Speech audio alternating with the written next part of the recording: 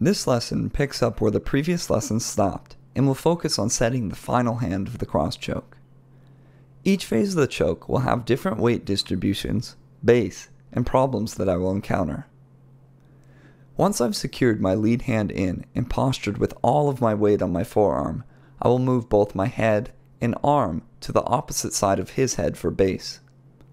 Once stabilized, I will reach between our heads with my arm, touch my knee, and turn his face with my forearm as I bring it back towards his head. I will make a thumb in grip and circle my hand tightly against his face.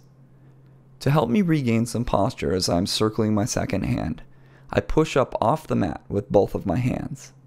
I then cinch up the choke and squeeze with my elbows glued to my body as my head returns to the mat.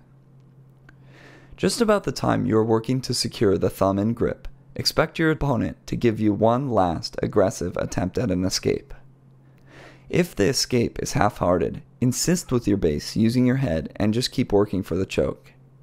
If he gives you a more desperate oompa that requires you to base with more than just your head, we will use this opportunity to take his back, which is covered in a future lesson.